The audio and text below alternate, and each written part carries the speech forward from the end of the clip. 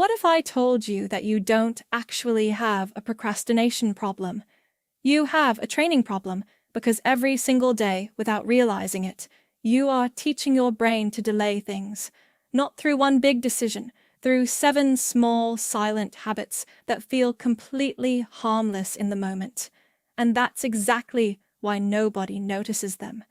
They don't feel like procrastination, they feel like nothing at all. But by the end of this video, you're going to realize you've been doing at least 3 of them today. And habit number 7 is the one that's quietly running your entire life without you knowing it. So, let's get into it. Habit number 1. The 1 more minute lie. You sit down to start a task, and your brain says, just 1 more minute of scrolling first. That feels harmless. It's just a minute, right? But here's what's actually happening. Your brain isn't asking for a minute. It's negotiating. And every time you say yes to that negotiation, your brain learns something dangerous, that the task can wait. Not because the task got easier, because you proved once again that delay has no consequence. And that's the real damage. It's not the minute you lose, it's the belief you build, that starting is optional. So the next time you feel that urge, that's not laziness talking. That's a habit you've trained, asking to be trained again. Habit number 2. Starting with the easy task. This one sounds smart. Warm up with something simple before tackling the hard thing, right? But here's the problem. Your motivation is highest at the start of a task, not in the middle of it. So when you spend that motivation on something easy, by the time you reach the hard task, you have nothing left to push through with. And your brain notices this pattern. It starts associating starting with avoiding. So instead of easing into discipline, you're quietly training escape. The students who actually finish things aren't the ones with more willpower. They're the ones who face the hardest task first, while their mind is still fresh enough to fight for it. Habit number 3. Waiting to feel ready.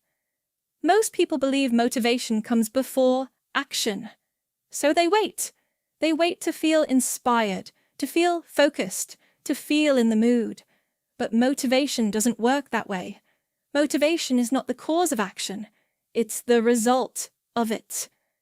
Your brain generates motivation after you begin, not before. So every time you wait to feel ready, you're not being patient. You're stalling your own progress based on a feeling that was never going to arrive on its own. And the longer you wait, the more your brain confirms a false rule, that you need to feel something before you can do something. Break that rule once, and the whole excuse collapses. Habit number 4. Multitasking your attention. You open your notes. You also open a video in the background. You tell yourself you're being efficient, but your brain cannot actually do 2 focused things at once. It switches between them, and every switch costs you time and clarity you don't get back. So what feels like productivity is actually your brain quietly practicing distraction over and over, task after task. And the more you practice switching, the harder single focus becomes. That's why some students can sit for 3 hours and still feel like they got nothing done. It's not a time problem. It's an attention training problem. And multitasking is the training ground. Habit number 5. Over-planning instead of starting. Making a schedule, color-coding a planner, researching the perfect method. This feels productive. It feels responsible.